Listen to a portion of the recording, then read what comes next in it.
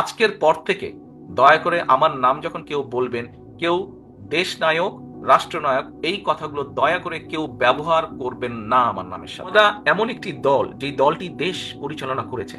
হয়তো আমরা অনেক কিছু করতে পারিনি, আবার অনেক কিছু করেছি, কিন্তু আমরা খাদ্যে আমরা বাংলাদেশে স্বয়ংসম্পূর্ণ করেছি।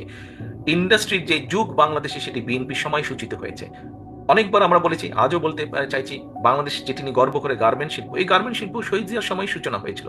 গার্মেন্ট শিল্পের সূচনা, গার্মেন্ট শিল্পের যে বন্ডেড ওয়্যার হাউস বলেন, এই সুযোগ সুবিধাগুলো তৈরি করা হয়েছিল শহীদ জিয়ার সময়, সেই সময়।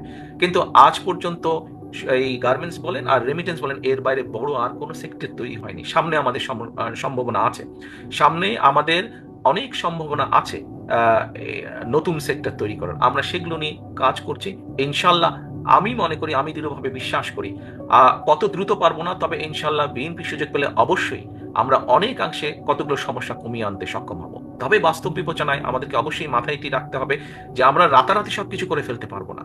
আপনি আমি করতে পারবো না, দেশটি আমাদের সবার, আমাদের সকলকে মিলে কাজ করতে হবে।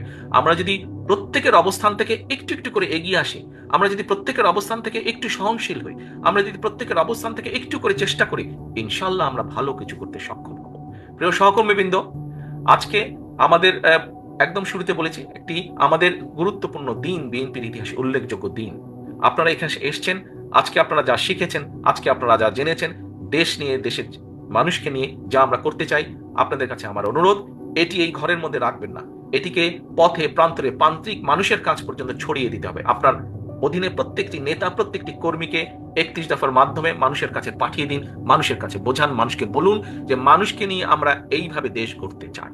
আমি দৃঢ়ভাবে বিশ্বাস করি যে আজকে আমাদের এই অনুষ্ঠানটি একটি অত্যন্ত সার্থক অনুষ্ঠান, এবং এই অনুষ্ঠানের মাধ্যমে আপনারা আজকে যা জেনে গেলেন, যা জানিয়ে দিয়ে গেলেন, আমরা জানলাম, যা আপনারা জেনে গেলেন, যে জেনে নিয়ে গেলেন, সেটি আপনারা পৌঁছে দিতে সক্ষম হবে।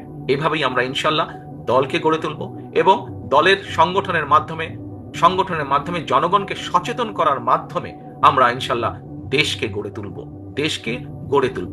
আপনাদের নিশ্চয়ই মনে আছে, স্বৈরাচারী হাসিনার সময় আমি একটি স্লোগান দিতাম, টেক ব্যাক বাংলাদেশ।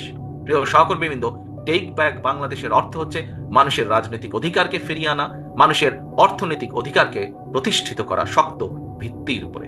প্রিয় সহকর্মীবৃন্দ, সকলে ভালো থাকবেন, সকলে সুস্থ থাকবেন ইনশাআল্লাহ। পরিশেষে আপনাদের সকলের কাছে আমার একটি অনুরোধ, আপনাদের সহকর্মী হিসাবে আপনাদের কাছে এটি আমার অনুরোধ, আপনাদের নেতা হিসাবে আপনাদের প্রতি এটি আমার নির্দেশ।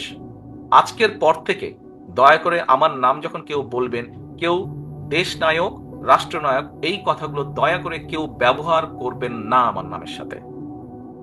আমার নামের সাথে আজকের পর থেকে কেউ দেশ নায়ক, রাষ্ট্রনায়ক কথাটি ব্যবহার করবেন না। একজন সহকর্মী হিসাবে আপনাদের কাছে এটি আমার একান্ত অনুরোধ, আপনাদের নেতা হিসাবে এটি আমার আপনাদের প্রতি নির্দেশ। সকলে ভালো থাকবেন, সুস্থ থাকবেন। আল্লাহ হাফেজ। বাংলাদেশ জিন্দাবাদ, বাংলাদেশ জাতীয়তাবাদী দল জিন্দাবাদ।